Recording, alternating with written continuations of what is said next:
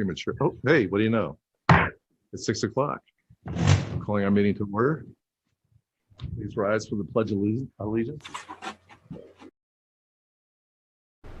I pledge allegiance to the flag of the United States of America and to the republic for which it stands, one nation, under God, indivisible, with liberty and justice for all.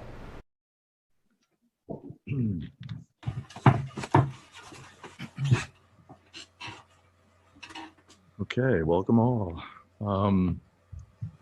First order of business is the approval of three meeting minutes. And the first is our March 22nd working session meeting minutes. Is there a motion once you've reviewed it?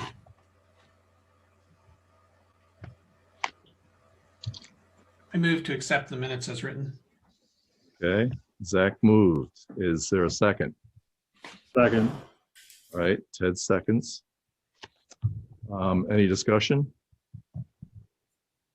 Seeing none. Mary Ann, your vote? Aye. Ted? Aye. Zach? Aye.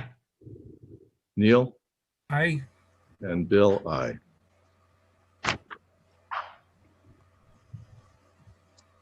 Second item is the March 22nd non-public work session minutes.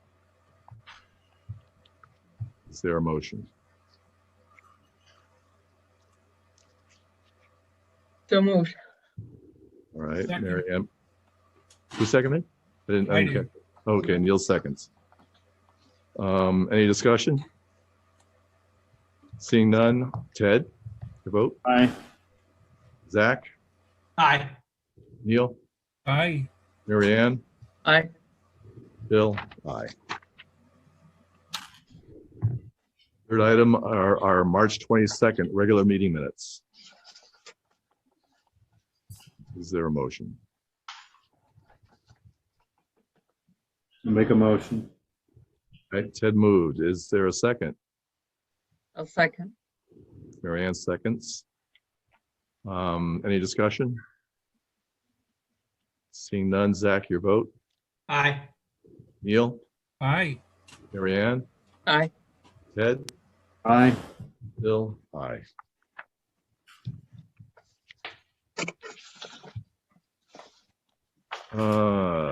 Work sessions prior to the regular meeting will the select board will meet on the following dates. We have a regular meeting on April 26th, also May 10th, and May 24th. And work sessions prior to the regular meeting will start at 5 p.m. We're going to have a public hearing. It's going to be held on Monday, April 26th at 6:15 on the acceptance of unanticipated revenues in the amount of $2.7 million from the U.S. Department of Commerce Economic Development Administration for assistance with the construction of stormwater management infrastructure improvements in the downtown area. The total project is estimated at $3.375 million, with $675,000 match to come from the municipality. All of the above meetings are going to be held via Zoom still. You can find dial-in information for the town's website at plymouth-nh.org.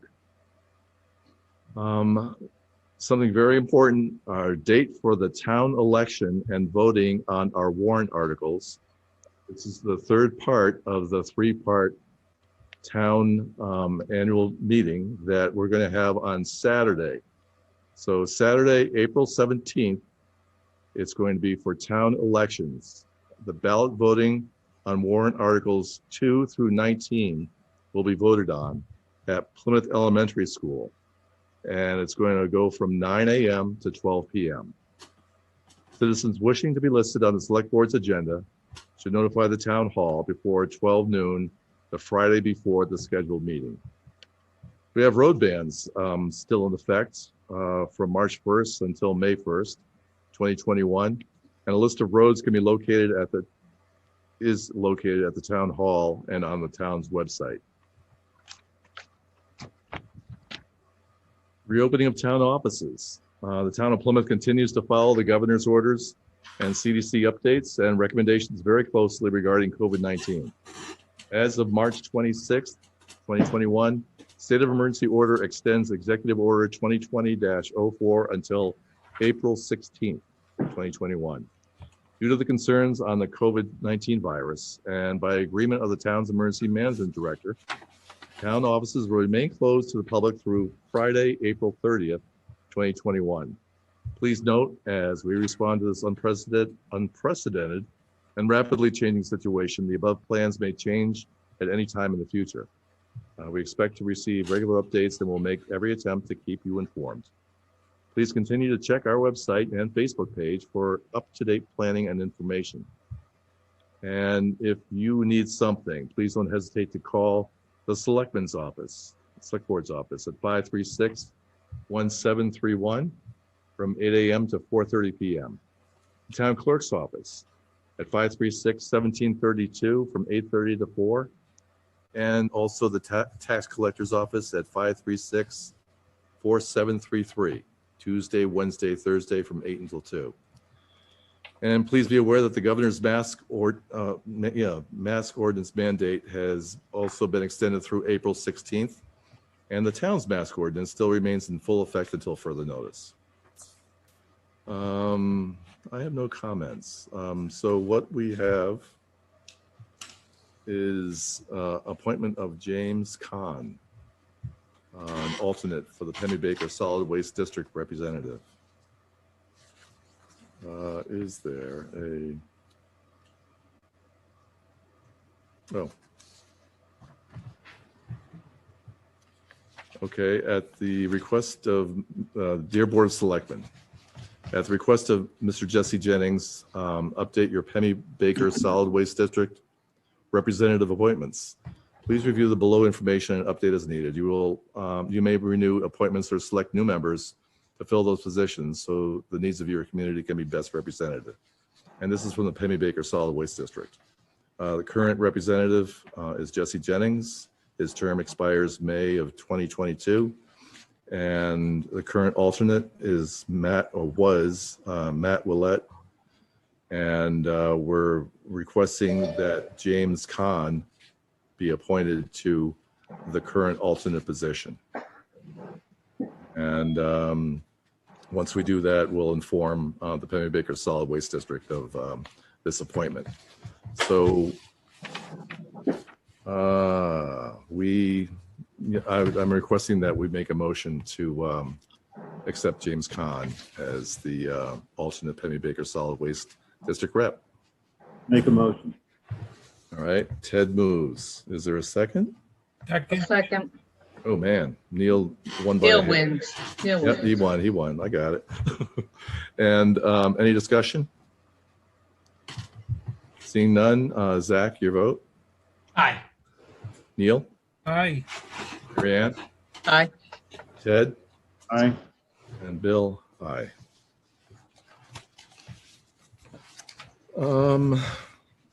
Now is Marlon here? Let's see. Yes. Hello. Hey, so Marlon, I'm pleased to see you. Marlon's the Vice President of Communications, Enrollment, and Student Life, and he's here to provide us with a PSU update. Yeah, so I just wanted to give you we are 25 days. I could count the hours and minutes, but I'm not going to bore you with that right now. But we are 25 days from undergraduate commencement on Saturday, the 8th of May.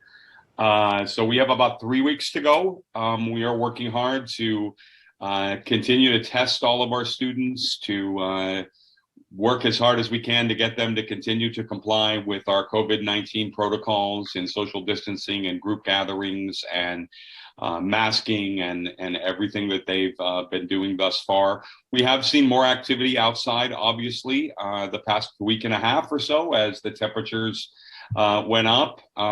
While some of the gatherings were larger than we would have liked, we're looking into those, but at least they're outside as opposed to inside, which was the issue we were facing in February. We have seen a slight uptick in our cases each week. I think right now we have 47 active cases, which is a little bit more than we had seen after we had our surge back in February. But we're keeping a close eye on that. We will continue to test our students twice a week. So we test everybody on campus Mondays and Tuesdays, and again on Thursdays and Fridays. And we will continue that until the end of the semester, the first week of May.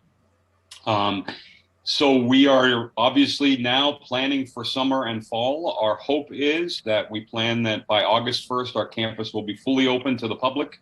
Our buildings will be open, the museum will be open, the gymnasium and Silver Center for the Arts.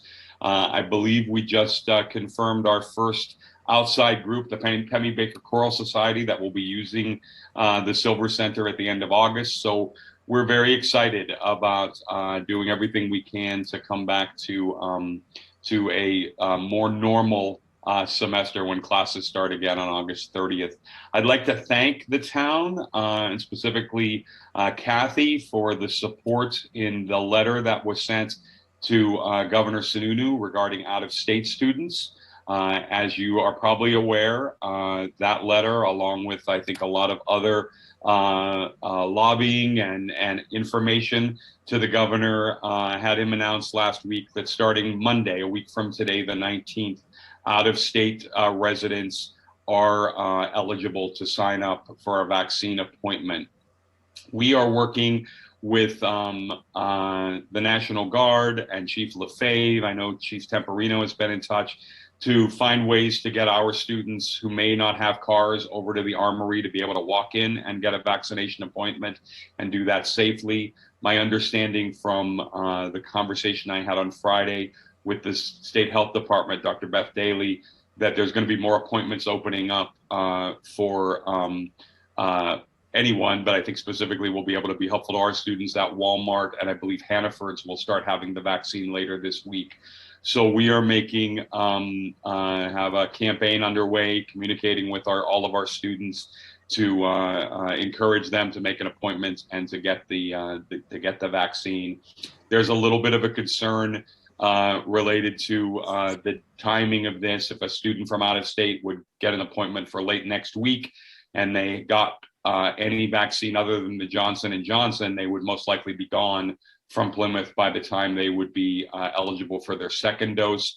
The state is working on some agreements and how that will work with other states so that they could get their other appointment when they get back to wherever they live.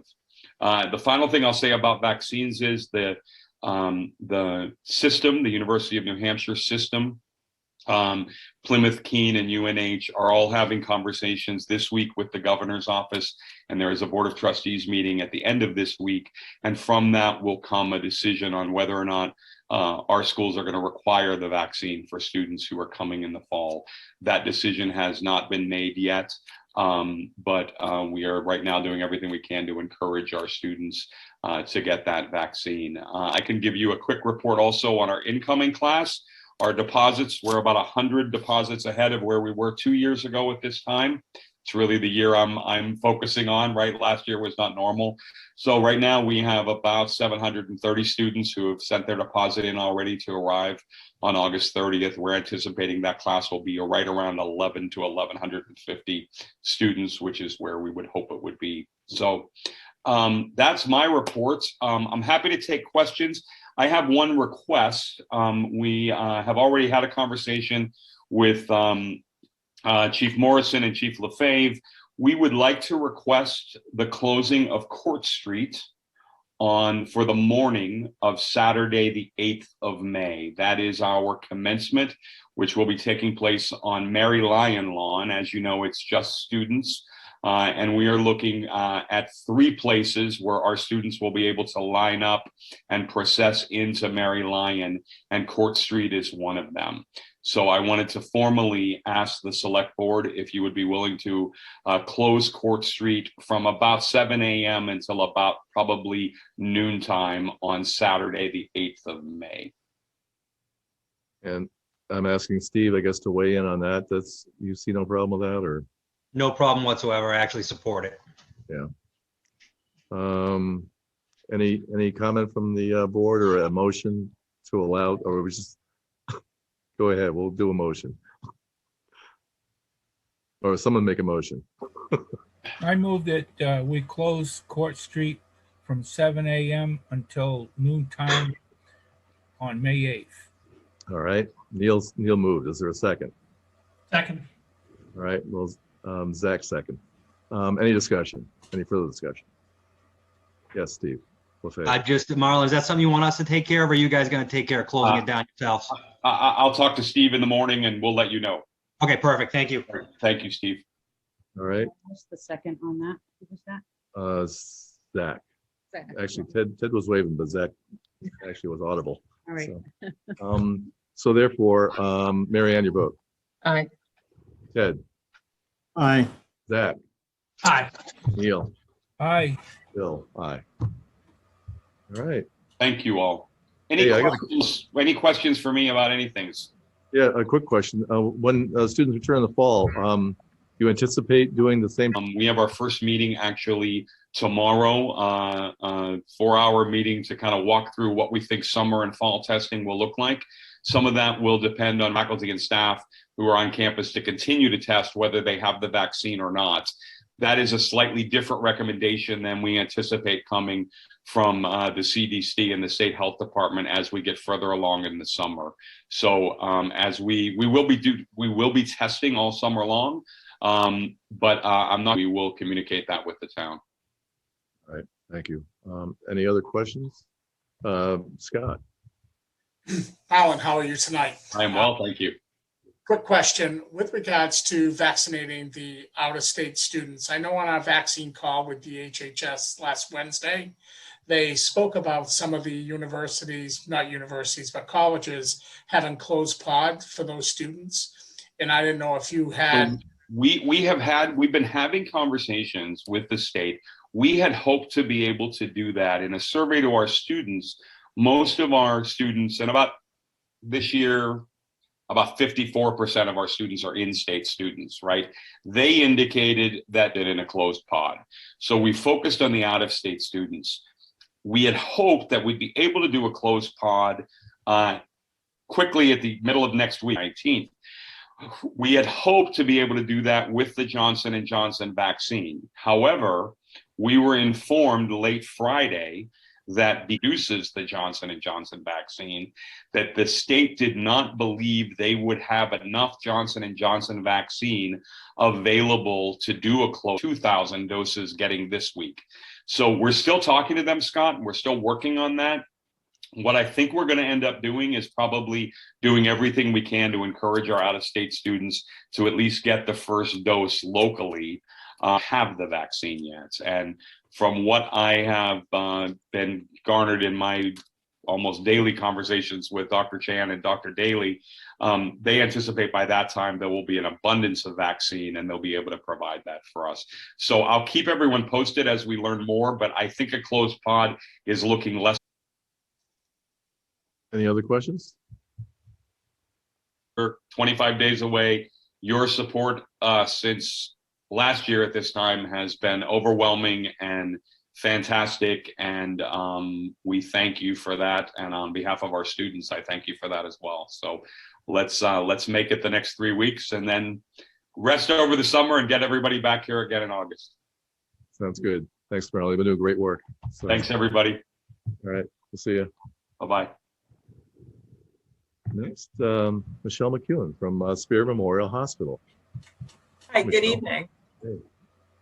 Appreciate the opportunity to give you an update. I think all of you are well aware that in New Hampshire, we are seeing an increase in the number of COVID cases. Unfortunately, we're seeing about an average of 450 cases. Today, we were at 123. This was 73 just a month ago.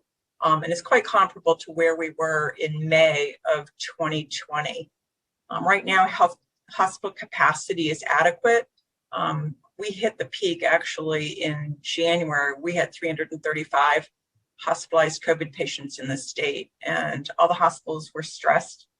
We broke ourselves up into regions to say, how can we help each other? Spear doesn't have the same specialties, for example, as Concord or Manchester does, but we were able to alleviate some of their lower severity patients to make more capacity at those hospitals.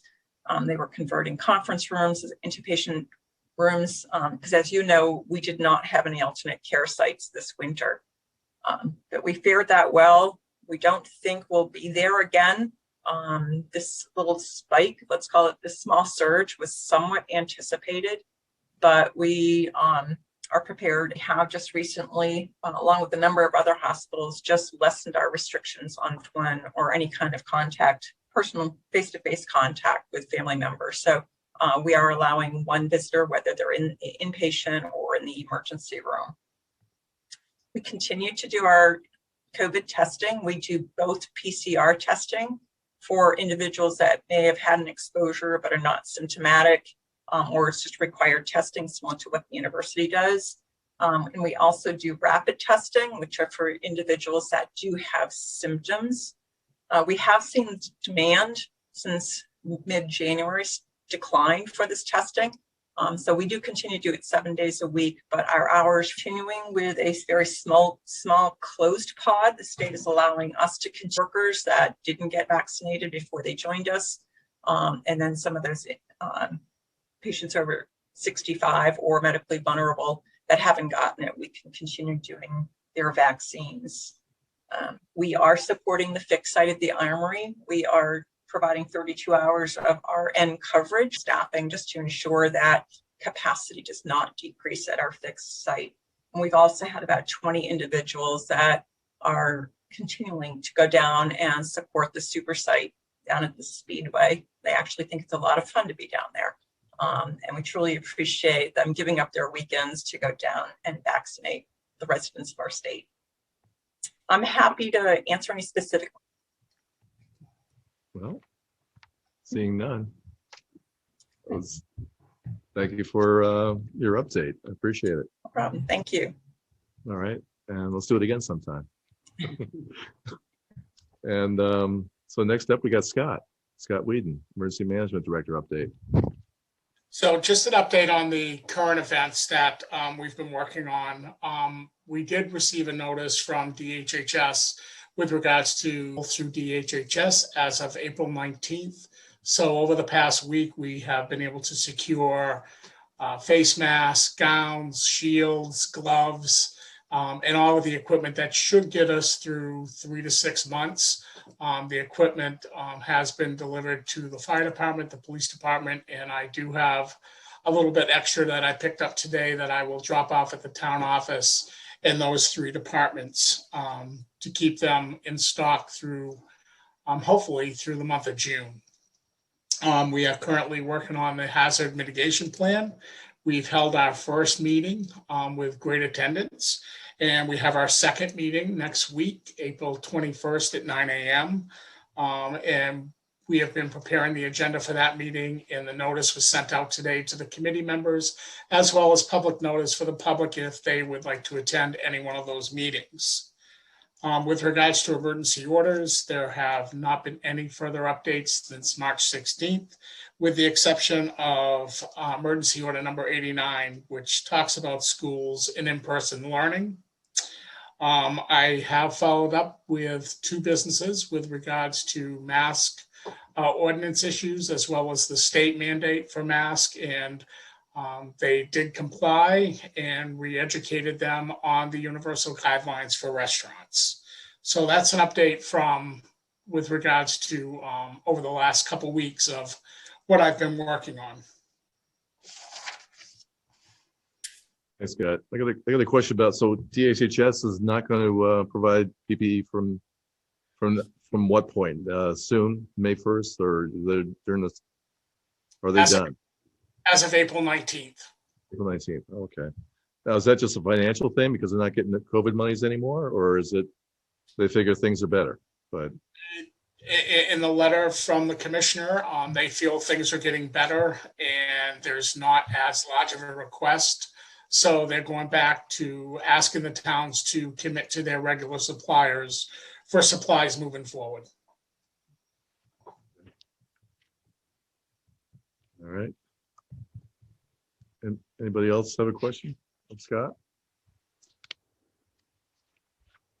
Scott, I was told that, or informed by a customer that Hannaford is now handing out vaccines, but you said earlier they're not administering right now. As of right now, they are not administering vaccines. The hope of, on the vaccine call last week, was over the next few weeks, they would start asking, Hannaford's been approved, Walgreens, Walmart, CVS, will be starting to deliver the COVID-19 vaccine. Thanks.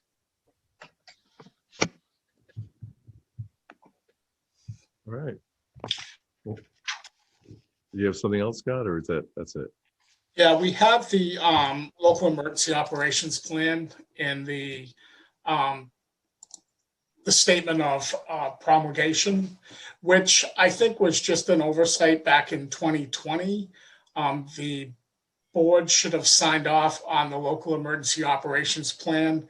And what that is, it's part of the hazard mitigation plan in support of the local town of Plymouth, being able to use mutual aid, work with other agencies with regards to support of situation and planning, operations, plan management, emergency support functions, hazards, and resource and contacts.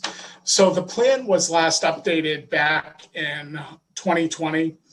And since taking over and being able to dig into this a little bit, and with the guidance of Kathy and Paul Hatch, we discovered that the statement had never been signed by the Board of Selectmen, moving our policy forward. So I've spent some time over the last couple of weeks going through the policy, and it is updated, and it was updated in 2020.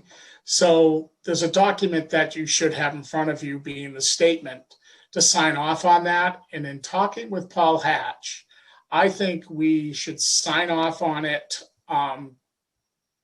which is due to be completed in June or July for a September implementation. We would then sign another statement stating that our policies, our local emergency operation plan, is updated and fits within the hazard mitigation plan.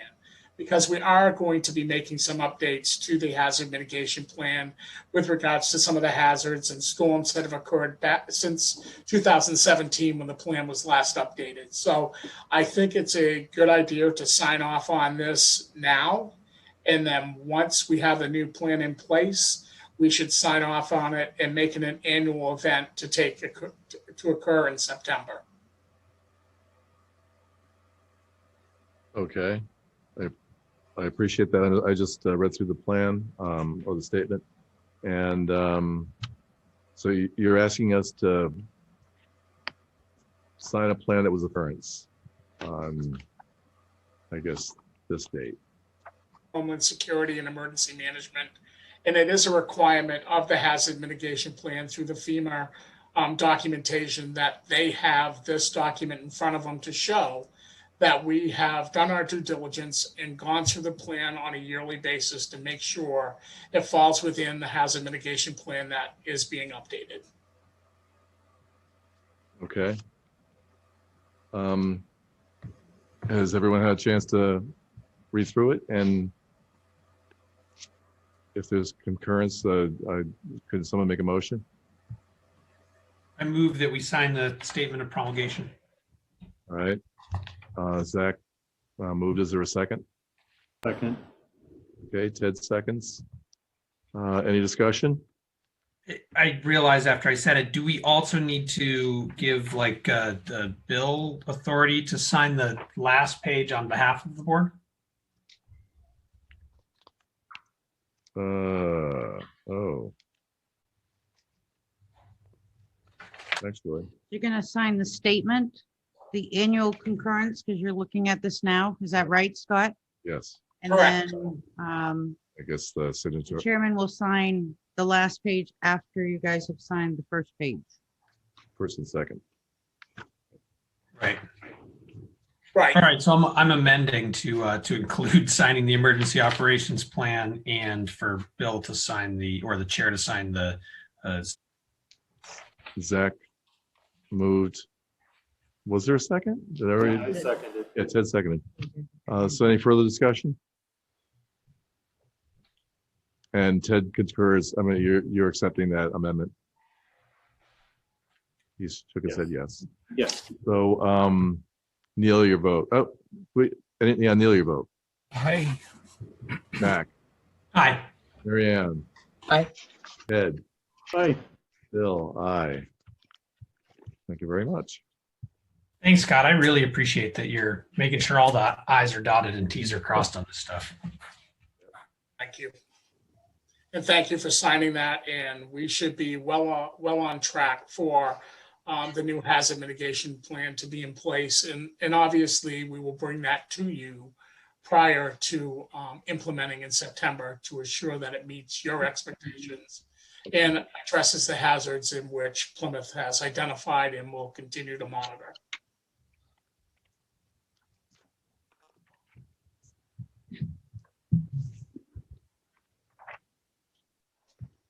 My name is, In the right spot. I got the right spot. So with all the information that we have signing tonight, if you guys could possibly stop in either tomorrow afternoon or Wednesday, just so we can get this information out, especially with the amount of purchase orders we have coming ahead of you as well.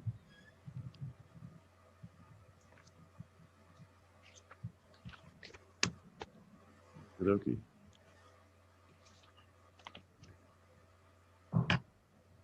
Next up. Okey-doke.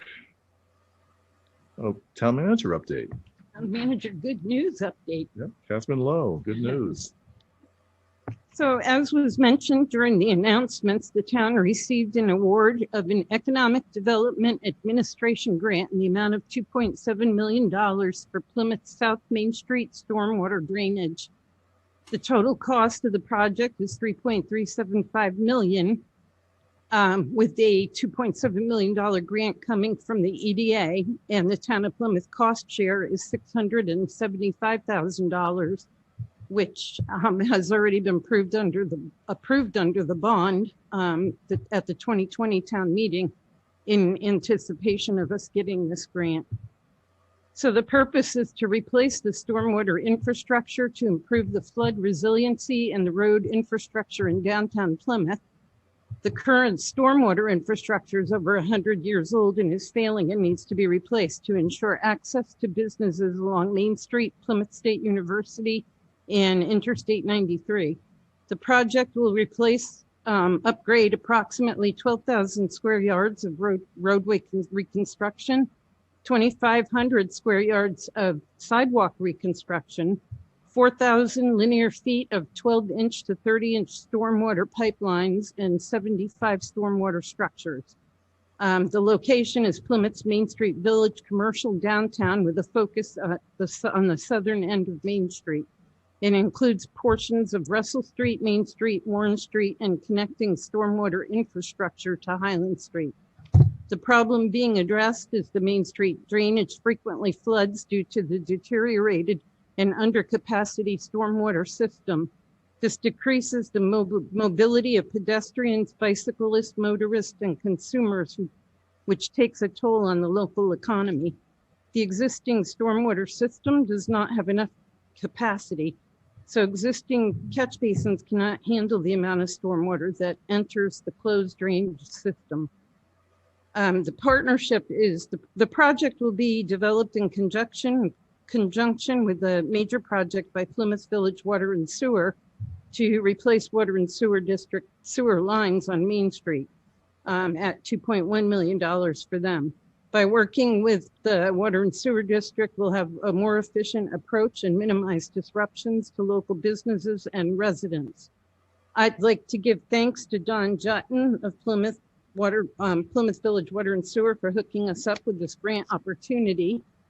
Kevin Garvey of Wright Pierce for writing the grant application on behalf of the town, and town staff who assisted in the grant writing process by providing information to help us secure the grant.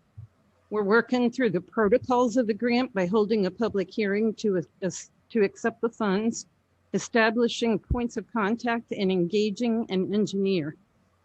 Scott Whedon is now working for us, not only as our emergency management director, but also our building inspector and code enforcement officer. And Brian Murphy will be working with Scott through the month of April, and then will continue on his path to retirement. So again, as mentioned earlier, please don't forget voting on warrant articles 2 through 19, which will take place this Saturday from 9 a.m. to 12 p.m. at the Plymouth Elementary School. And you can find a copy of the warrant articles with highlighted explanations beneath each one on the town website at www.plymouth-nh.org. Finance Director Ann Hebert, as well as myself, will be at the elementary school Saturday to answer any questions you may have on the budget. We look forward to seeing you there. So thank you. Thanks, Kathy. Are you entertaining any questions or? Oh, I'll entertain questions if anybody has any.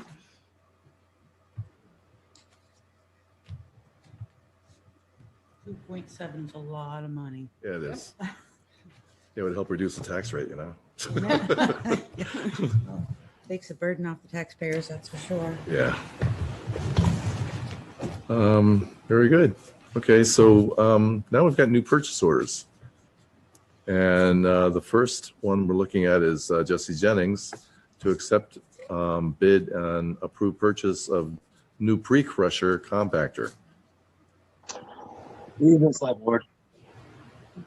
Hey, Jesse. So last Monday, the pre-crusher compactor had a catastrophic failure. It was on a repair that was done before I got hired. So that repair, it totally caused the pre-crusher to virtually almost come off the compactor. So I got 3 bids, one from Atlantic Recycling Equipment, McGuire Equipment, and Recycling Mechanical. Do all the select board have the justification sheet that I sent out? Yes. Oh, we got the bids and Okay, perfect. So the Atlantic is their bid was $52,332.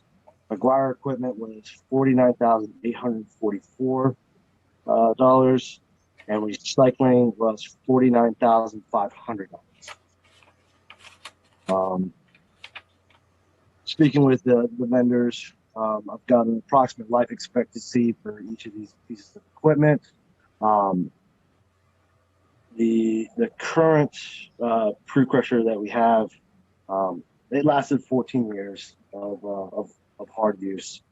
So that's pretty much in line. The current pre-crusher was the Marathon RJ450 HD, which is being offered again. So then it goes into how long it'll take to build a new pre-crusher. The waste equip is 8 weeks. The Marathon is 5 to 6 weeks, and the PTR is 8 to 10 weeks.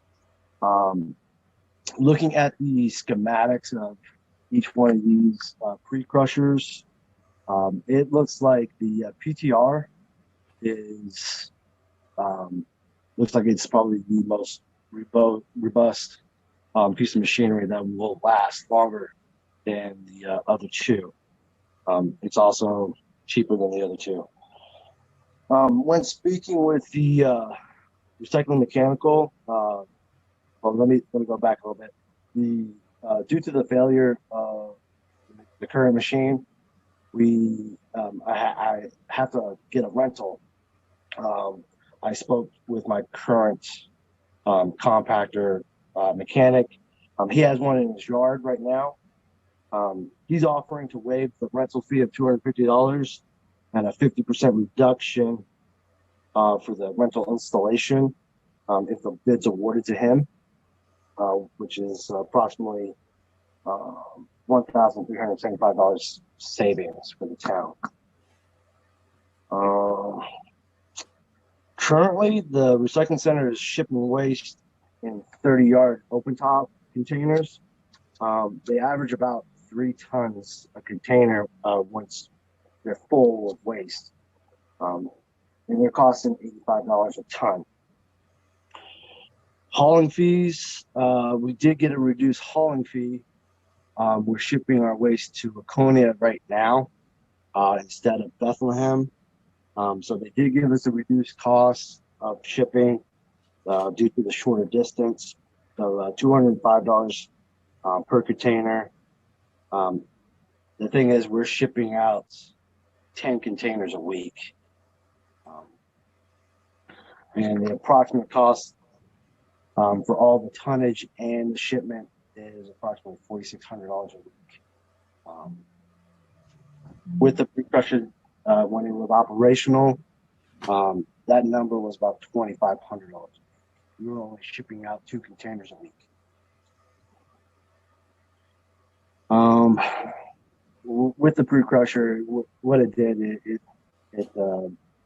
it pre-crushed before it sent the waste into the waste container. It would make the waste compacted about 30%, which that means we can get more waste into a container. And we've had containers weighing up to 15 tons for just one 50-yard container. My recommendation is to go with the Recycling Mechanical with their $49,500 bid for a PTR TP 4000 PC. And just the pure fact that he's giving us a great deal on the rental and the installation fee of that rental unit.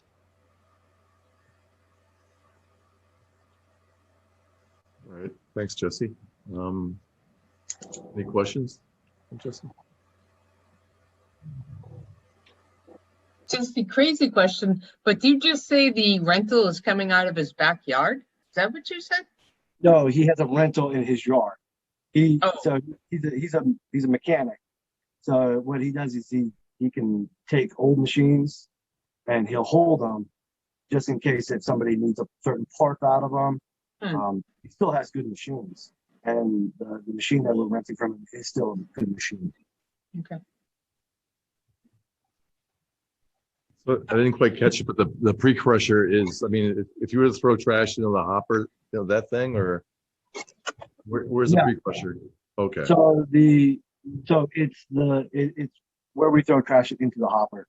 So instead of it just pushing trash into a container, there's a block in front of the container, and it will crush the trash. Our old one crushed the trash 3 times before it pushed it into the container, which made it smaller. And that would result in. Zach, I'll read you off the numbers again if you'd like. You just have the first sheet. Well, I got basically, just. All Yeah, I have is the summary sheet. The bids did not go out, but we will get them to you first thing tomorrow morning, Zach. Okay. Thank you. Are you interested in seeing them? Sure. Maybe you can answer any questions Zach might have. I mean, not having the papers in front of me, I don't know who bid or what the difference in amounts are. It's right there on that sheet that he gave you. The first sheet will tell you the prices that were bid. Which is the first sheet that you're referencing? It says 3 bids for our new pre-crusher compactor. So read down that page right there. It should be in front of the purchase orders. We didn't put a purchase order in because there wasn't. No. I mean, maybe I got my packet before that came out? I didn't think so. I mean, the first purchase order I have in my packet is for the glass pulverizer. Should be right before that, Zach. No, that should have been taken out because this compactor was going to be in place of the glass crusher. As of Friday, we did not know that. That's why the glass crusher was still in there. Okay, so So Dawn sent an email too that scanned all of this. Okay, if it's in my email, I have emails from Don. Or it might have been from me. I mean, a couple of them went out from me and then one went out from Dawn. So this is, as Kathy just said, is in place of the glass pulverizer. At this time, Jesse's put that on the back burner, further consideration later. Is that right, Jesse? Yes, it is. So where's this money coming from then? If not, This is gonna come from the bond in place of the glass crusher. okay. Right. So the glass crusher is probably, He's found that he needs this much more. This piece of machinery is the workhorse of the facility. Any increase in cost in comparison? As gun. from, oh, is it an increase? No, it's not. It's Okay. actually a $10,000 reduction, I believe. Or so It the was glass 61. pulverizer was 61,000, 61,375. Yep. and the one that I'm recommending is 49,500.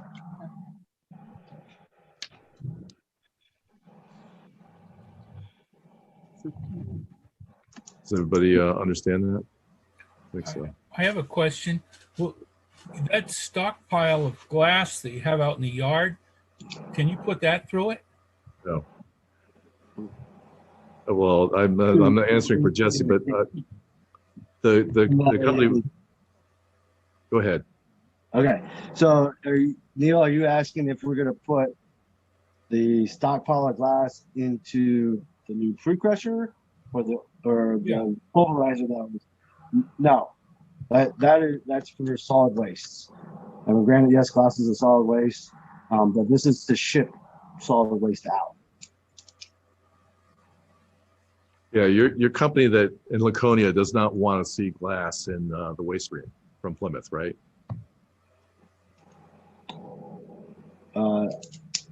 No, I mean usually that's a separate kind of separate system that they have. I think they may probably even built it into the contract. You know, if we sign the contract, but they don't want to see that up here. But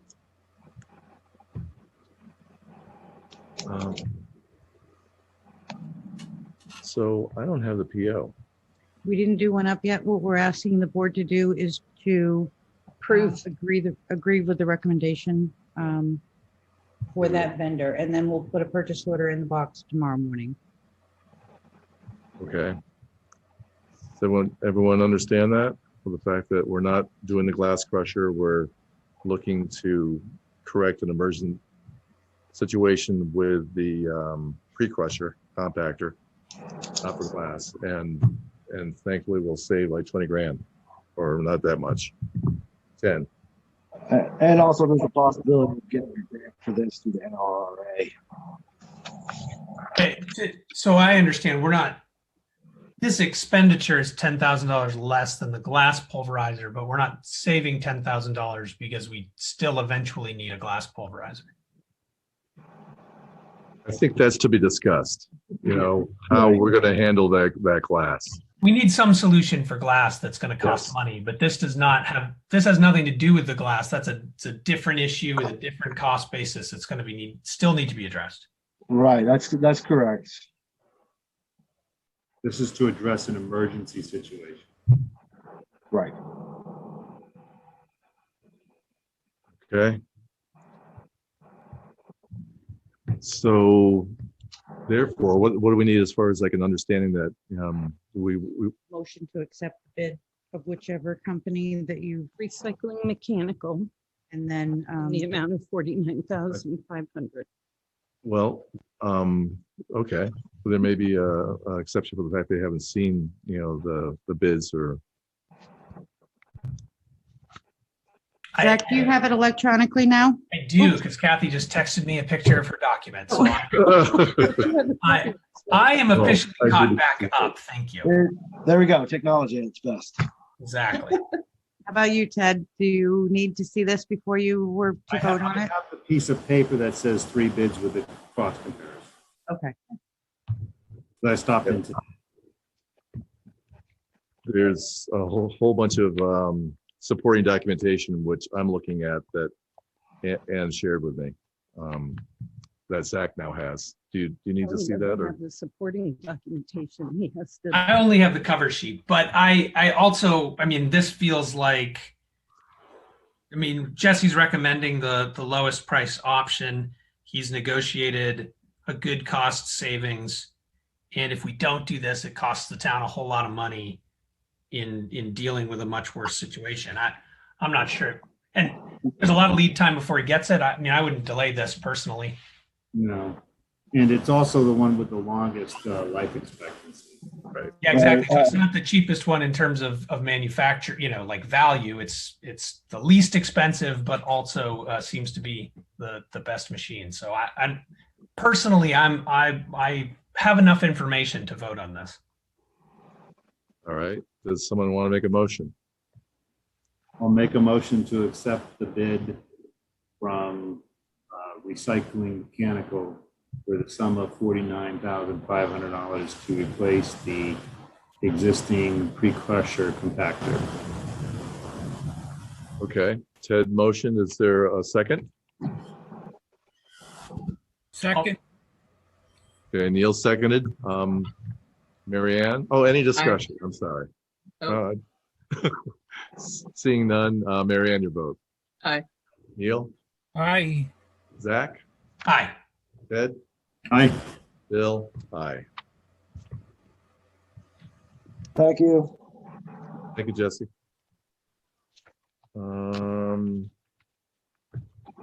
Next, we have Joe Fagnan with Lakes Region Planning Commission, $20,000 for road management system. Yes. So I've been asked to do a survey of the roads, and so the best way to go about it is a road surface management program. And so this is through Lakes Region Planning Commission. And I looked at a prototype that another town has done, and I've looked at how it is laid out. And so I think this is a good option for the town of Plymouth, because what it does is they go out and they survey all our roads, the asphalt and the dirt. And then they break it down and they give us a life expectancy. And then they break it down into which roads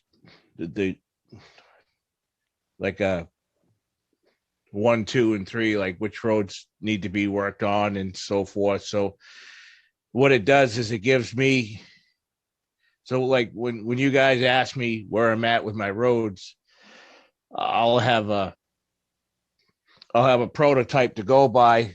Plus it's stuff that I already know, but it's documented. And then this also goes on a system where we can, it's kept in a system where we can bring it up online and deal with it on a daily basis. And the same goes for our culverts. Probably 75%, and I'm saying that on the low side, of our culverts are failed. And so to do a culvert survey and lay out where they are within the roads, so everything is all laid out, and we can like put together a schedule. So each year when I put my budget together, there's a program that I go by, and so unless there's emergencies, so it's just a tool that seems to work for a lot of towns, and it's been offered to us. And I have a line item where I have the money available to do this. And because I was asked to do this, just go out on my own and try to do this. And I've seen that done before, but it's not what happens is there's nothing set in stone. So every year, everything changes. Once they do this program, it's laid out. And so there's no getting around it. You see everything that's going on. You're going to be amazed at how much is going on out there that you don't see. it'll be all laid out for you. All right.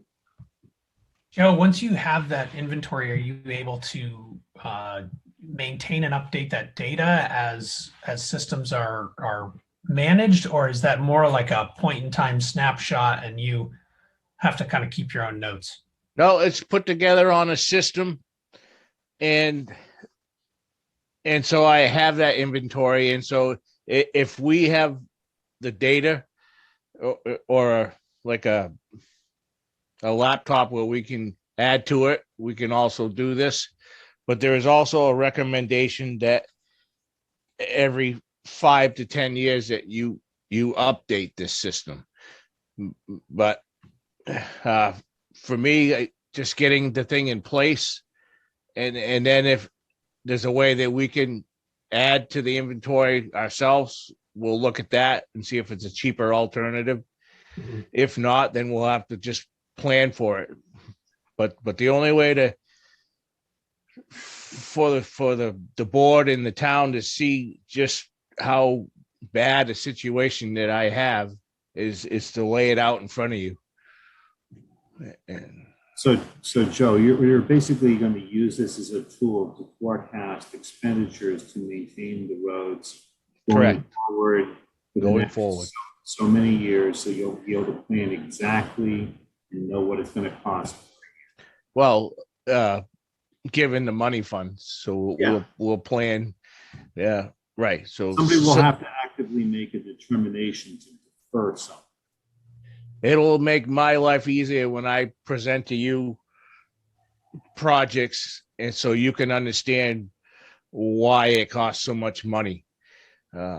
Because every time I do a road, it especially if it has to be engineered first, it takes a long time. So if we can plan a year, 2, 3 years ahead for these things, and this works better for all of us. So Joe, I noticed that LRPC also has one for assessment of sidewalks and guardrails. It's just another item that we don't need to look at, or. Well, right now, all the money I have is for these two, for the road surface and the culverts, and I know where my guide rails, the ones that I need to do. It's just a matter of putting them together and trying to get the money to support them. So we could certainly look at that in the future. Sure. But right now, the money that I'm appropriating is all that I have for the road surface and the culverts. Okay.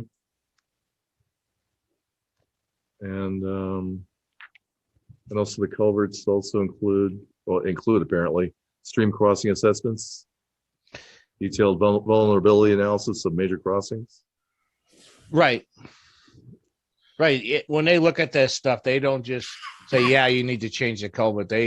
If they see something out of character, they document all this. So I'll have the documentation. If there's something that they see out of line that needs to be corrected, they'll document it. And so it's another tool also. But I think we're in pretty good shape with the stream crossing stuff. We don't tend to get ourselves in trouble in that way very often. So, and I also will be working hand in hand with them. So I'll be out in the field helping them lay it out and with the notes, and so it's a hands-on approach. Very good. All right. So in that case, is there a motion? I'll make a motion to approve this purchase from the Lakes Region Planning Commission for a road management system for $20,000. All right, Neil moves. Is there a second? I'll second. All right, Mary Ann seconds. Any discussion, further discussion?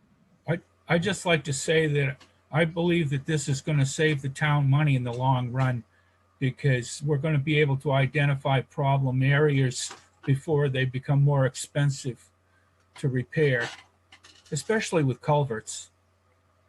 True. I also think this will be great for the budget and planning process. You know, having a tool that lays out every single road in town or every single culvert in town and says these are the worst ones or these are the ones that needed addressing. It feels like when it comes to budget time, that's going to arm Joe with a whole lot more information, and just instead of just saying I need this much to do as much as I can, he can target, you know, certain roads and certain issues and come back to us with a much better recommendation. I'm very in favor of this. Okay, any other discussion? Seeing none, Ted, your vote. Aye. Mary Ann? Aye. Zach? Aye. Neil? Aye. Bill? Aye. Thank you, Joe. And you have one more item, KB Partners LLC, $8,800 for Pleasant Street construction documents. Yep, that he's finishing up we at one time we were having him do Pleasant Street. It was part of doing Russell and then and the engineering for Pleasant, and we put a hold on it. But then I have money left in my engineering, so I had him finish it. So what this does is it puts me in a position where he just finishes up so that I can present the board with a number to put that out to bid when we get the money. So as bad as Lower Pleasant Street is, how it sits is I don't have the money right now, but we'll work on planning to develop that money, and then when that time comes, we can just put it out to bid. We'll have a figure, and it'll have to be based on a percentage each year as the cost of stuff goes up. But when we decide to do it, we won't have to put it on hold and do the engineering. It's all done. All right, and specifically because you have this money in your engineering budget and you want to spend it. Yep. Okay. Any questions, or is there a motion regarding it? I'll move to approve that $8,800 contract with KV Partners for Pleasant Street. All right, Neil motions. Is there a second? Second. All right, Ted seconds. Any discussion? Any further discussion? Seeing none, Zach, your vote. Aye. Mary Ann? Aye. Ted? Aye. Neil? Aye. Bill? Aye. Thank you, Joe. Thank you. Have a good night. You too. All right, Steve Lefebvre. You have a few items actually. Motorola Inc. Correct. If we can do the Motorola Inc. and the Allcom Technologies, it's that is part of the bond.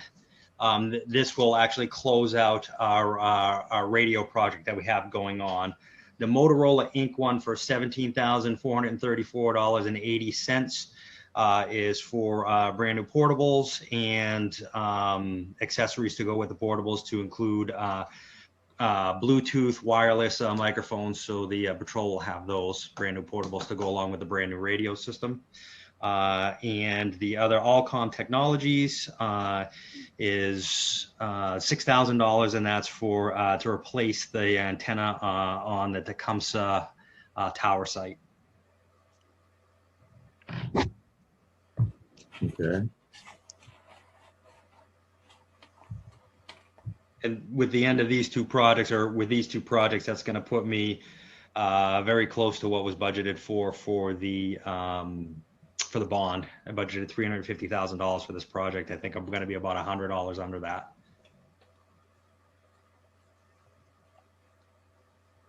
Right. Is there a motion?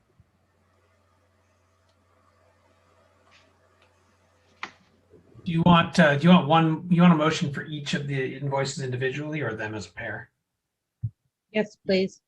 Each. Individually. All right, so the Motorola Inc. for $17,434.80. So moved. All right, Zach moves. Is there a second? Second. Ted seconds. Any discussion?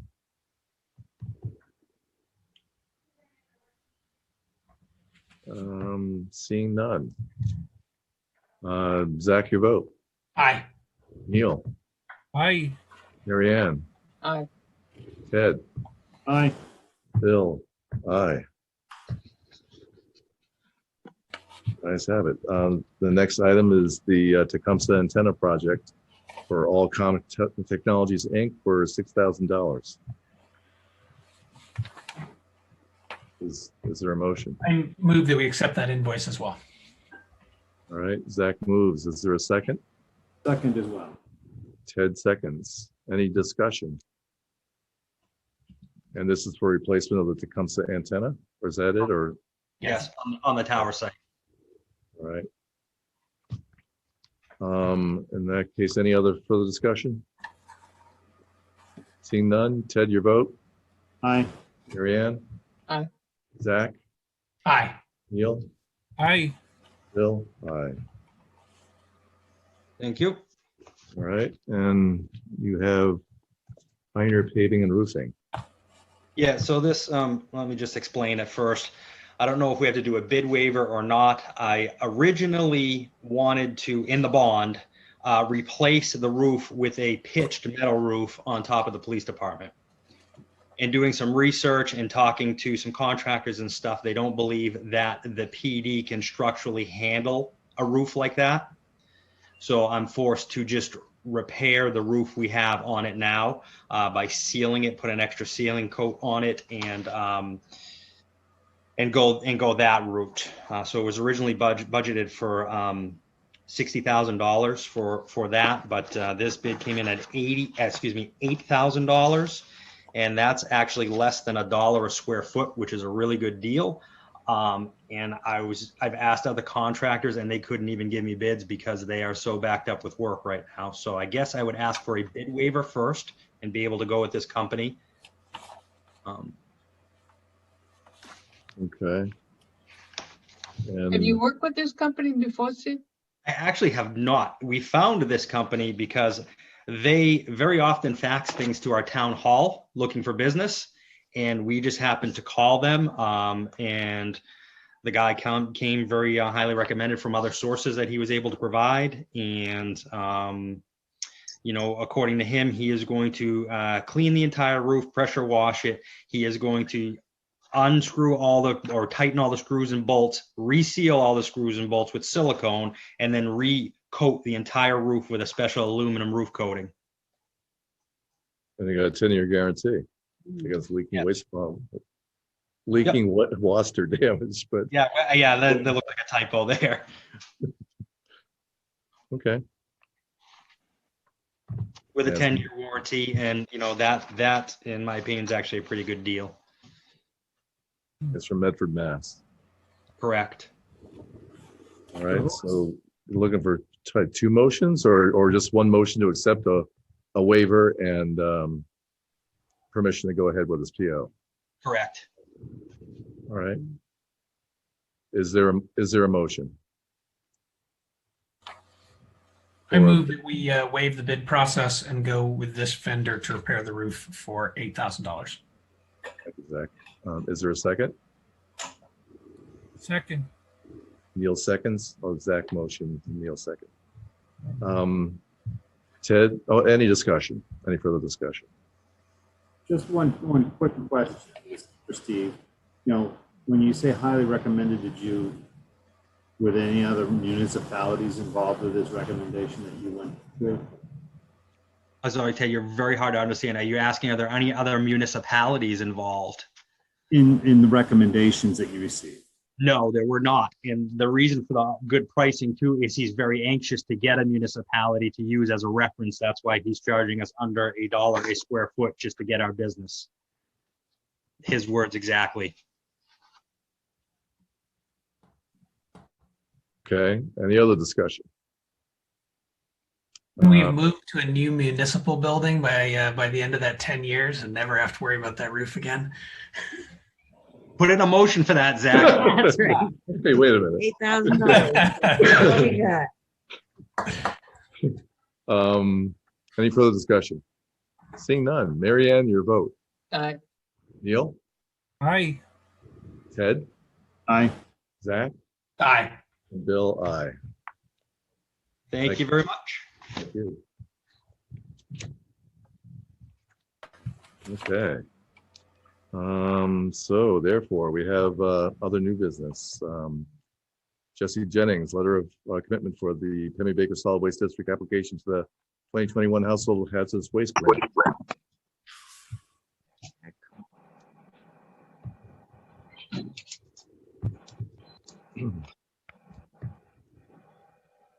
Do you wish to comment, Jesse, or present it? Right. So, the Penny Baker, we host the hazardous household waste day. One site being in Plymouth and one site being in the town of Littleton. We're trying to look. As the Penny Baker district, we're looking for support from the towns that are part of the district, so that way we can get a grant from the state to pay for some of those costs. Okay.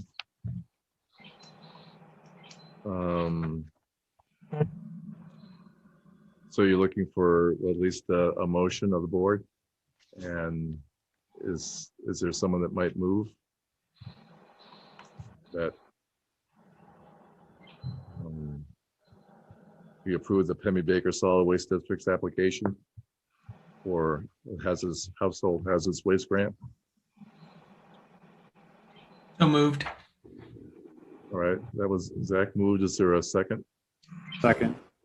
Ted seconds. Any discussion? Jesse, how much is the grant for? That I do not know. I think last year we got $5,000 from not DHHS, DES.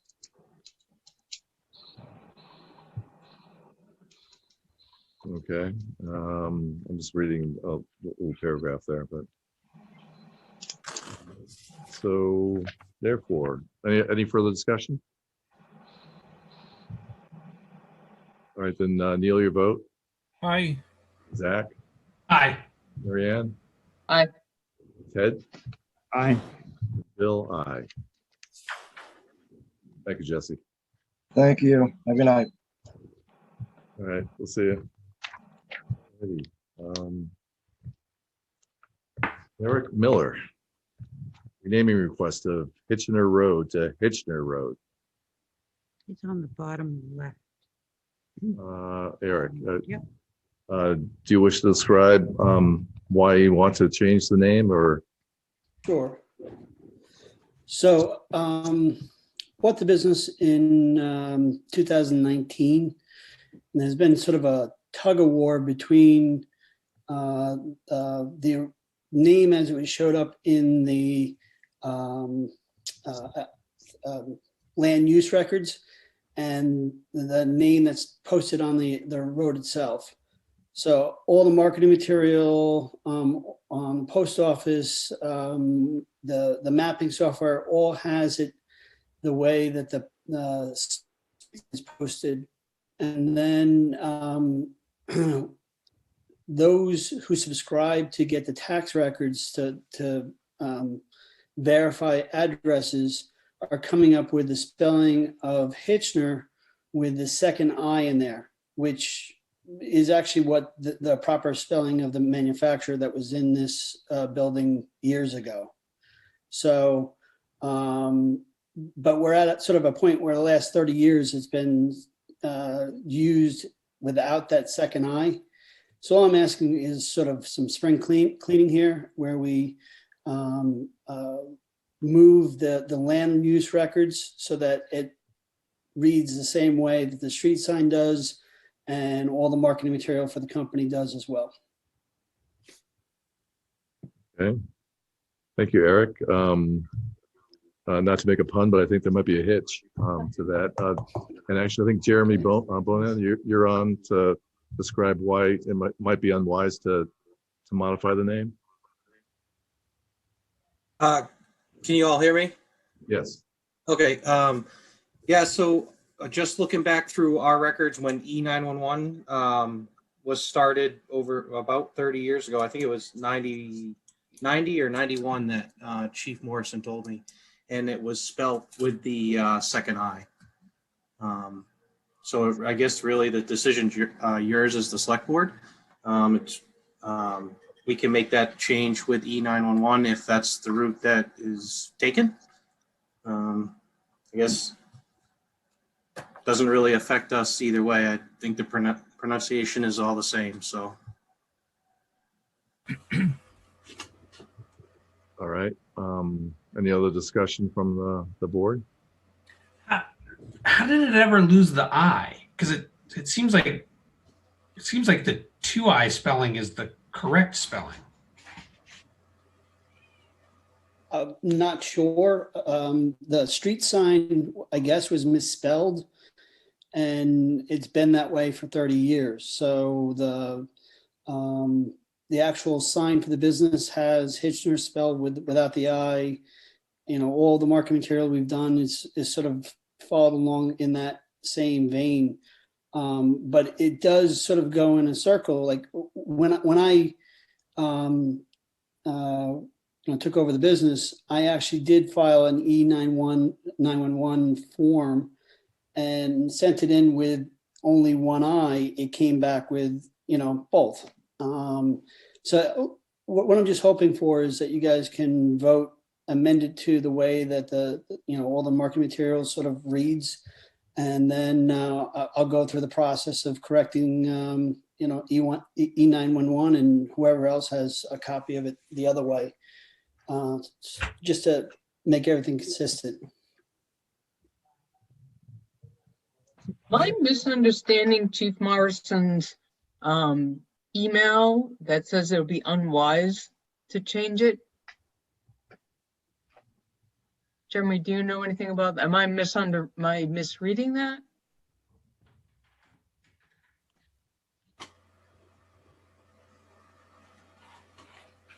I think, hold on, I'm trying to look at my notes here. I got a ton of stuff written down.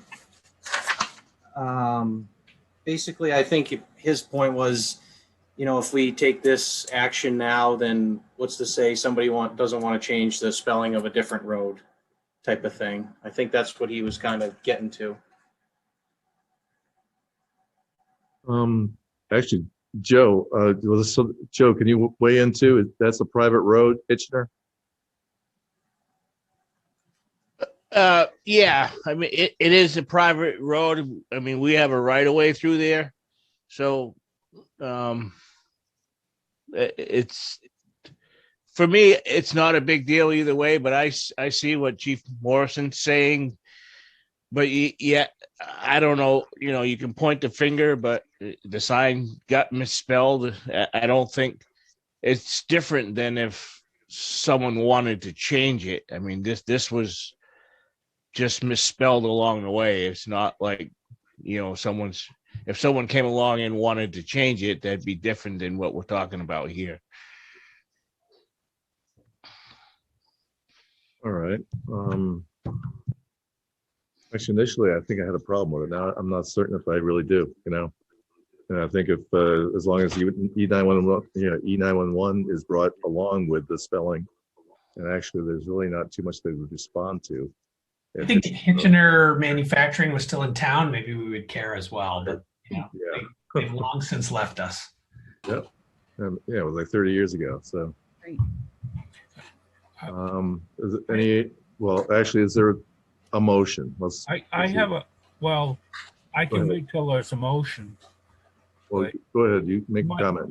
my concern is that this is going to cost Mr. Miller a great deal of expense because he was under the understanding that it had always been for the past 30 years spelled without that second I, and now he's got all his communications and his business marketing out there, and it would cost him a great deal of money to try and change it. True. Appreciate that. So in that case, is there a motion? I move that we change the name of the road officially to Hitchner, Hitchner Road. Zach moves. Is there a second? Second. Neil seconds. Any further discussion? Seeing none. Mary Ann, your vote. Aye. Ted? Aye. Zach? Aye. Neil? Aye. Bill? Aye. Can I Wow. just ask a question? What's that? And Is the sign that's on the road currently, is it with the second I or without? Without. Without, okay. Thank you. Good. we don't have anything to sign at this point, right? Or do we? Oh, what am I looking at? Nope. Okay. Very good. Is he gone? He's gone. No, I'm here. Okay. Thank you. I appreciate everyone's support. All right, thanks, Eric. And you were going to, or who will follow up with E911? Or, is that our fire department that will, or you will?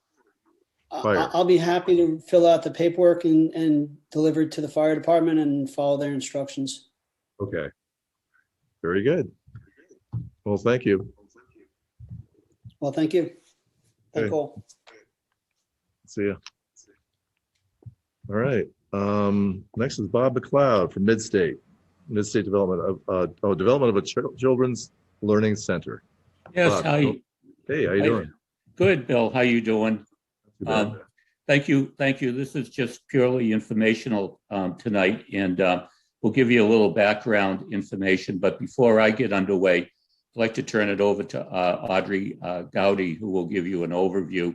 I'll do a very quick historical view, and then we'll show you some plans we have. In no way are we looking for any approvals today. That's the purview of the zoning board and the planning board, but just thought that you would like to see some of this information. Audrey, if you're available.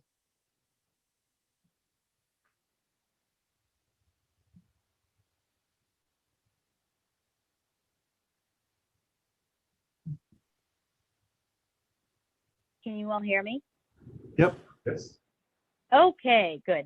I do apologize. I'm having my video camera is not cooperating. I promise that's real. I'd love to see you all. I just really want to thank you for having us this evening. We really appreciate your time. And we wanted to share with you all Midstate's plans for expanding our childcare options for the greater Plymouth region. And we really just, because things are moving along so quickly, we wanted you all to hear about this project from us directly rather than on the street or in the paper. And we really just thought it would be the best to inform you directly about our project plans. And so Bob, myself, and Chris Solomon from Salmon and Dalia Architects is here with you all tonight, along with a few folks that we have. I'm seeing some names, which is phenomenal. We have formed a community advisory panel for the Children's Learning Center, and that's comprised of a variety of stakeholders in the greater Plymouth region. And I appreciate all of you that are on tonight, and I can see your faces, and I'm sorry you can't see mine. So I'm going to turn it over to Bob for a little bit of background about the Midstate Health Center's Children's Learning Center and why we're looking to find a new location and what that's all about. Sure. Thank you, Audrey. And some of you may know that we have had a daycare center since 2007, and it's relatively small.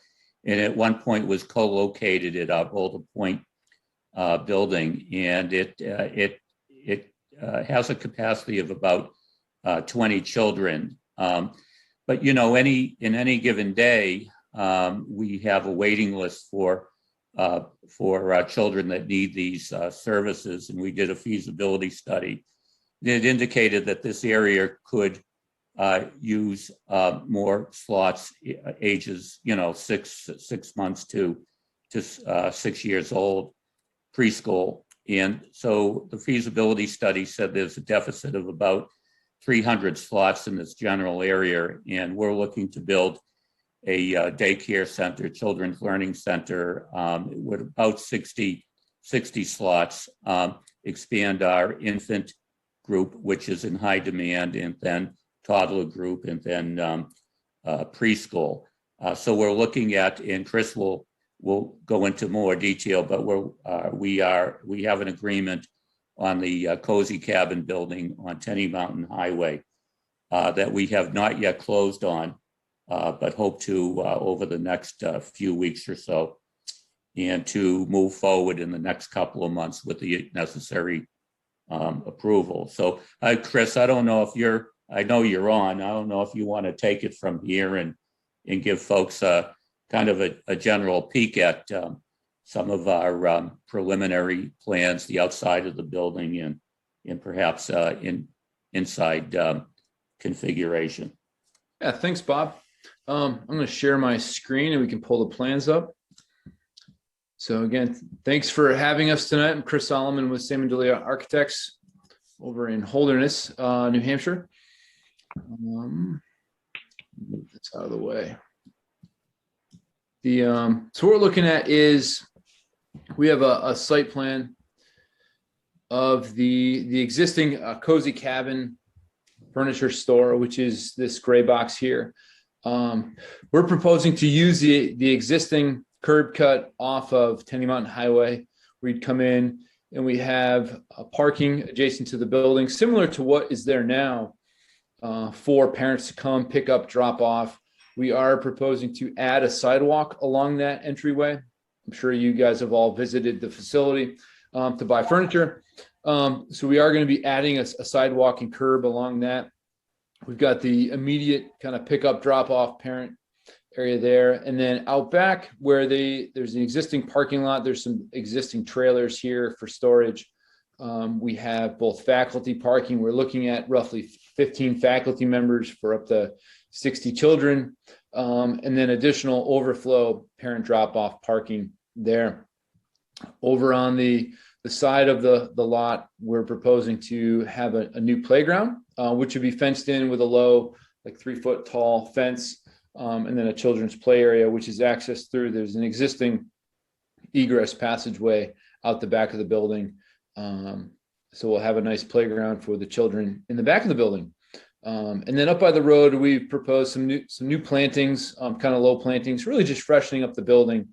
Looking at the exterior of the building, we're going to be recladding the entire facade, really dressing it up to look like a new facility, similar to what they have up at their main center at Boulder Point.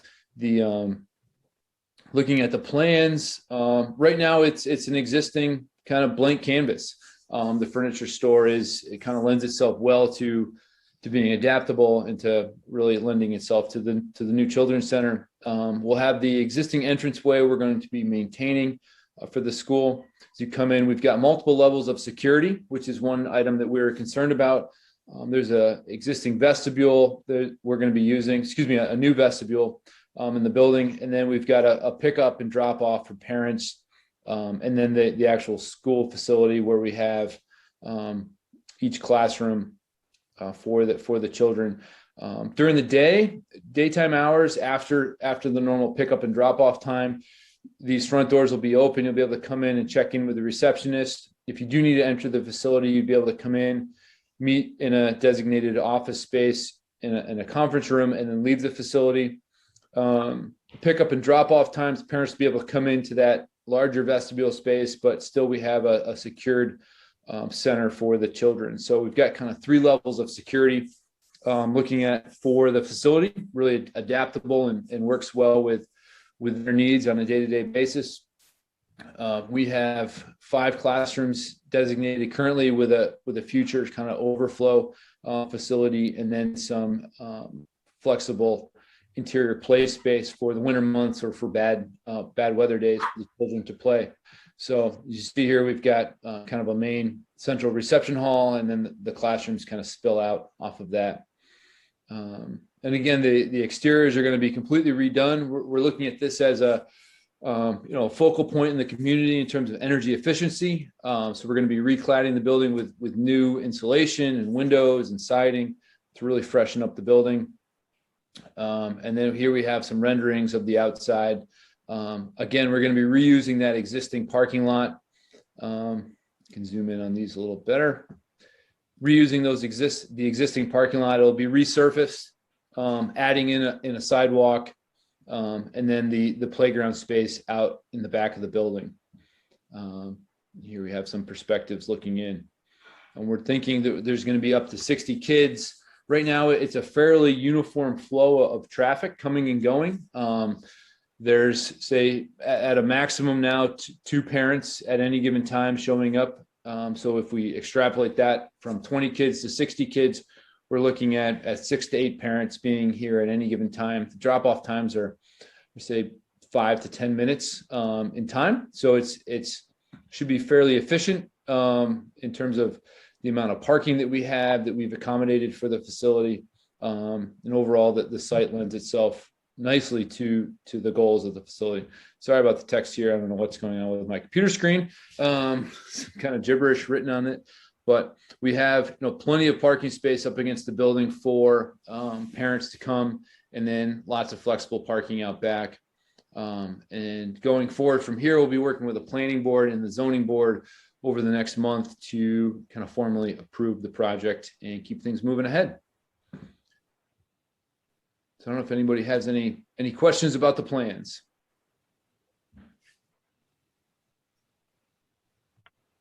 All right. Will this replace what's up at Boulder Point now, or you going to move everybody down to Tenny Mountain Highway? The Mary Ann, the Learning Center is in a temporary location at a church on Fairgrounds Road. We moved them there so that we could open up our imaging center, our X-ray and ultrasound in that spot.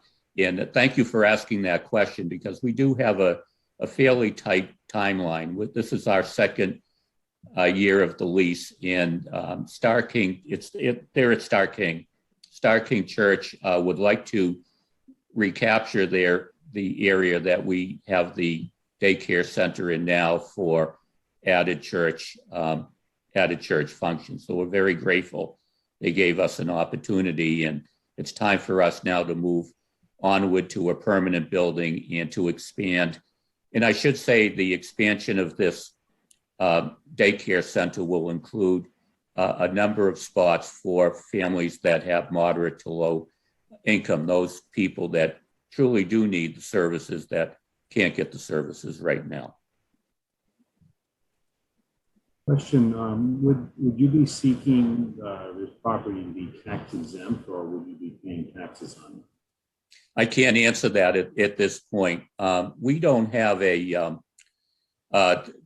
running a daycare center is truly a mission. There's no money to be made here, so we would certainly qualify for not-for-profit status, but that's a board vote that Mid-State Center Board of Directors would make, and we would apply for that exemption in the appropriate manner. Where we're not going to close on this building before the April 15th deadline, it will remain on the tax blotters for at least this next year.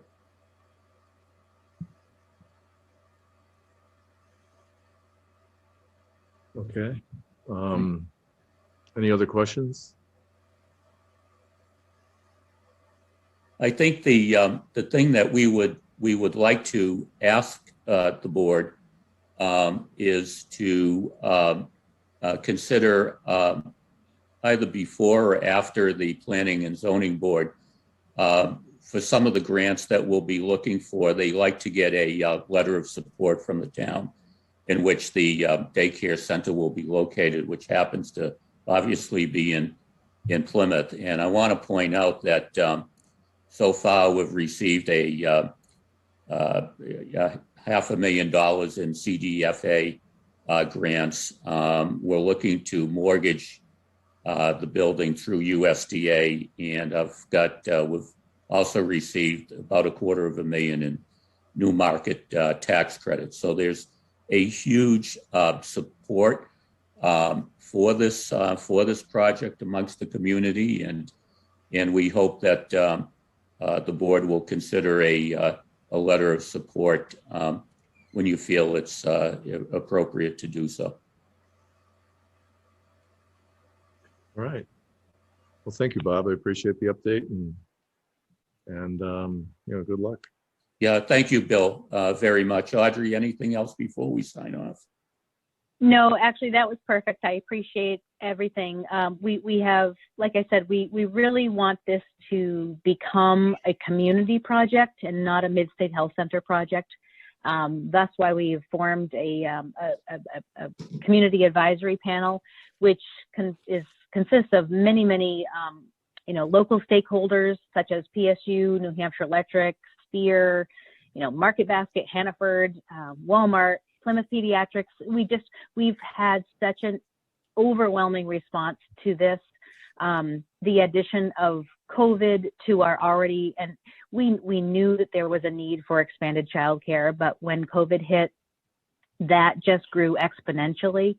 And right now, our most recent feasibility assessment has identified that the area has licensed childcare capacity for just 25% of our infant and toddler market.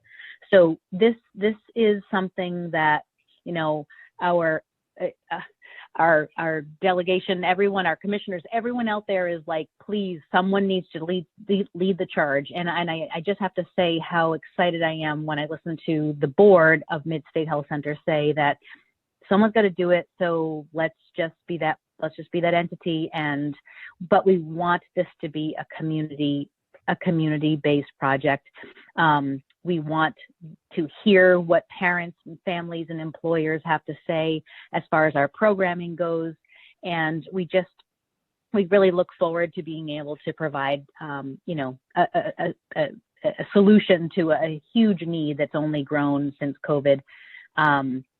Energy efficiency and all that fun stuff. There's so many exciting things to talk about: indoor playgrounds, outdoor playgrounds, all of that. But I can get into that at a later time. But right now, I just want you to know we really wanted you to hear about this from us, and we really look forward to having this be a service that we can offer to the entire greater Plymouth region. So thanks for having us again tonight.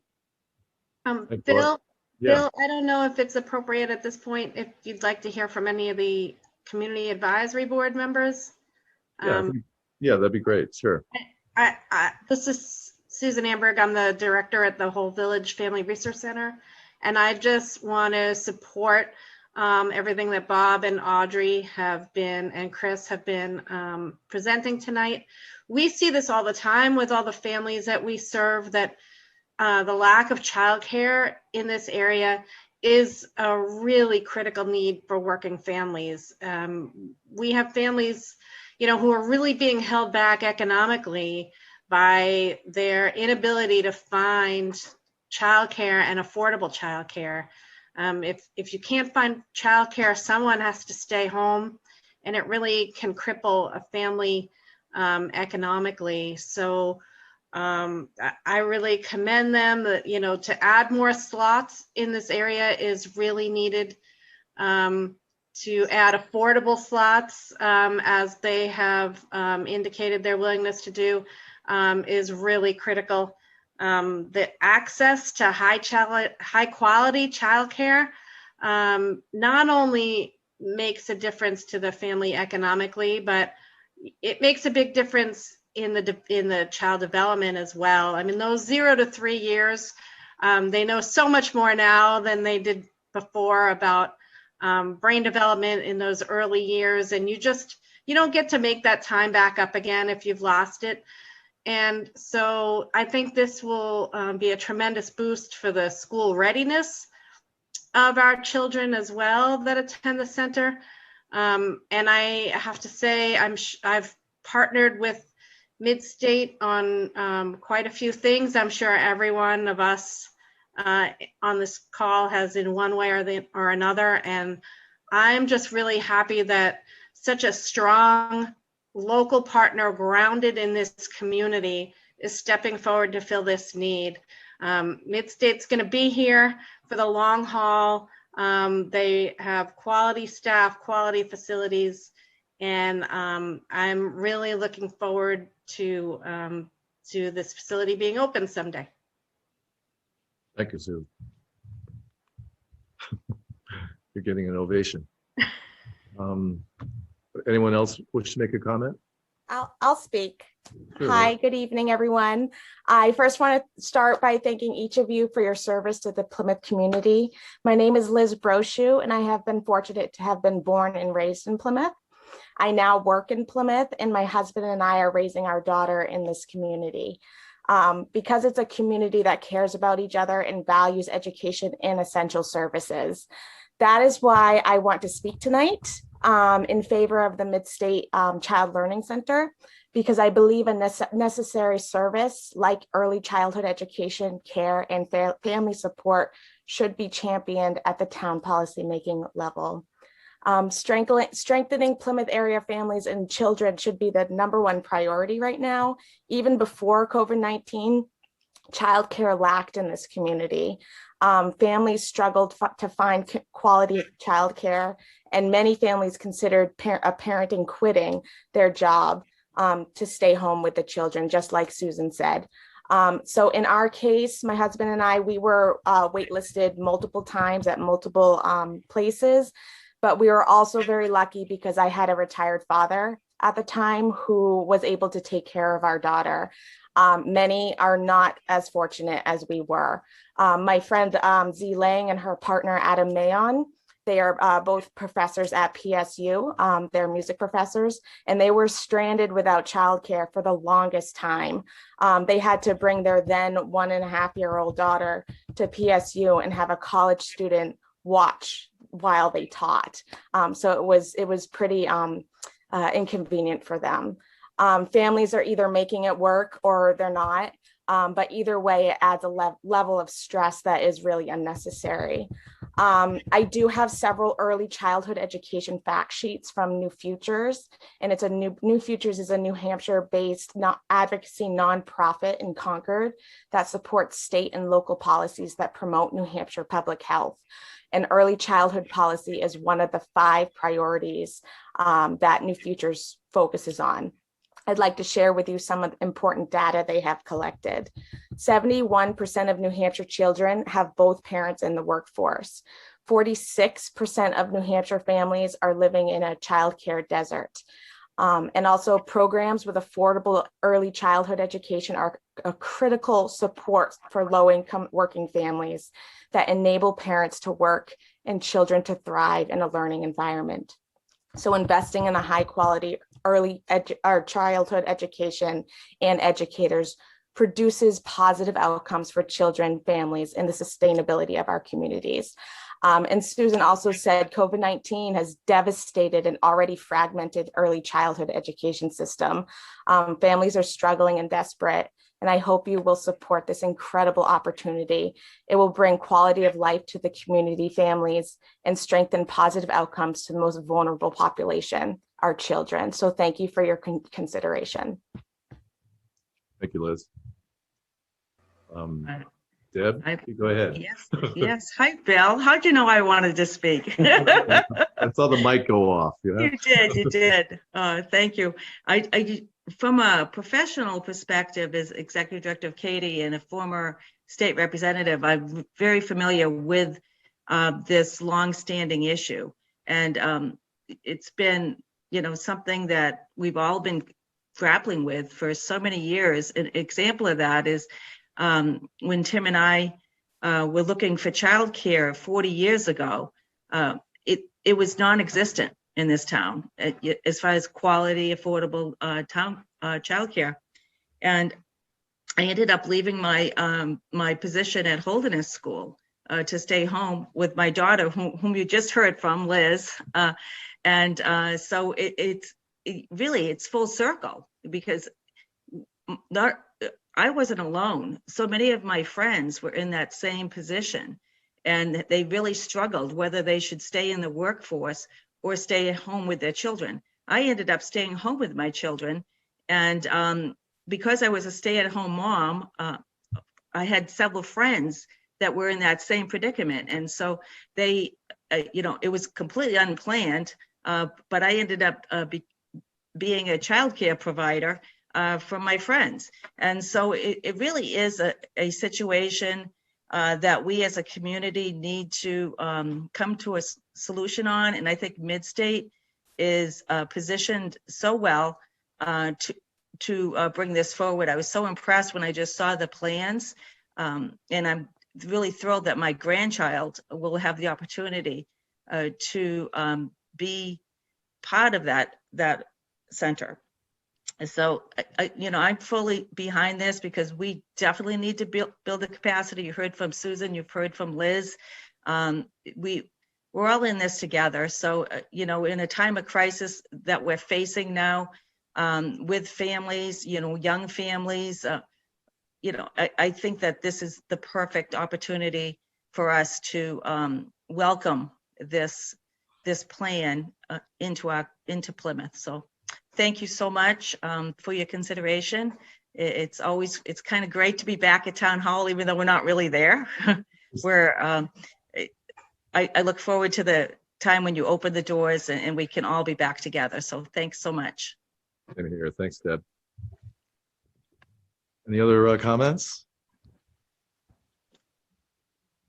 Well, I'm looking forward to your success through the planning board and then closing on the property, and we'll welcome you back to the board at that point. Thank you very much. Thank you. Yes, thank you so much. Thank you. Thanks. Okay, we'll see you guys. Bye-bye.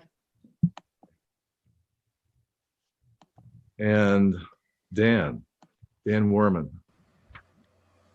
Do you want to speak to us about the mask ordinance and enforcement? Yes, I do. Thank you. A couple of months ago, I met with you, with the board, and you had said that you would go around to the businesses somehow, either in person, postcard, letter, or something, and let them know the laws and the exemptions, and how they should enforce them, and what the exemptions are. And I have talked to many businesses in town, and they have not heard anything about it. And when I called the select board, I had heard that some lady went around to the businesses on Main Street only to tell them. And there's a lot more businesses in town than Main Street. And the reason I'm bringing this up, and I'm very adamant about it, is because I had another incident myself, instead of my wife this time, where I'm going by the CDC recommendations, the governor's recommendations, the select board for Plymouth recommendations, and Spectrum's recommendations according to their website, their homepage. I went by every one of them, and I got thrown out of the store for not wearing a mask. I am medically exempt. I meet all the qualifications, and they would not take my business. Now, this was due to the storekeeper, whatever you want to call him, the clerk, the register guy. Spectrum, the headquarters, told me to go to the store to return some equipment, and the person at the store would not let me in. You violated a lot of rights, and I'm putting this directly on you guys. You promised me a couple of months ago you'd get in touch with every business in town somehow. I said I didn't care if it was letter, postcard, whatever, but get in touch with them and tell them, because it would stop a lot of trouble. You guys agreed to it, and it hasn't been done. I'm wondering why, did you run into a problem, or what's the holdup? I regret your issue with Spectrum, but their decision to I guess, insist upon you wearing a mask is, Now, excuse me, I'm going to cut you off. I just got through saying I went by Spectrum's recommendations and their website, everything they said. All they ask for is 6 feet of separation between customers. The individual store, and I took pictures, the individual store only has posted on there that they want 2 people in the store at one time. And they're going by the CDC and town regulations. So I'm going by, and I qualify for all the exceptions according to your Board of Selectmen rules, the governor's rules, Spectrum's rules, and the CDC guidelines. And I had to call the police to get the storekeeper to come out and do business with me in the parking lot. So I again, you know, what's the holdup? You guys promised me you'd do it. You know, is it manpower? I'll do it myself. Is it lack of funds? I'll pay for the material. I'm offering you help. If you can't do it yourself, I'm offering to help you. So what's the holdup and what help do you need? I think we are, well, I think we're at a point where everyone should have been informed. I mean, there. No. The only excuse I get from you guys is that you have it posted on your website and on a door or a bulletin board. I know for a fact, most of the people on Main Street don't know anything about it, the businesses. They were never visited. They don't know anything about it. Nobody is going to go to a website or the bulletin board to see what laws changed, to see what they have to do to stay in operation as a business. That's just common sense. Well, I regret that you're having issues with this. I really don't, I'm not aware of too many places or people that have had, you know, expressed an issue. You know, No, because they don't have the backbone to come up to you. I talk to people every day with it. But they don't have the backbone and they don't have the finances to hire lawyers, and they're scared. Honestly, they're scared. They're residents of the town. I couldn't care less. I'm not a resident of town, but I use the town a lot. I drive through it. And honestly, I know Chief Lefebvre is still on here. I'm afraid to drive through town because I've got the whole police force mad at me because they won't do their job. I don't think that's the case. I know it's the case. My wife was assaulted. The prosecutor, who's a policeman, refuses to press charges when there's not enough evidence. The attacker admitted to it. The patrolman admitted he heard it. It's in writing. They have it on film where she was sprayed at 1.5 feet away. Mr. Chair, if this is going to continue, I think we need to go into private session for reputation. All right. Thank you, Zach. In that case, I'll entertain a motion to go into non-public. I move we go into non-public session, RSA 91A32 Clause C for reputation.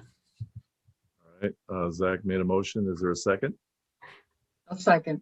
Oh. All right. Mary Ann seconds. Neil, your vote. Aye.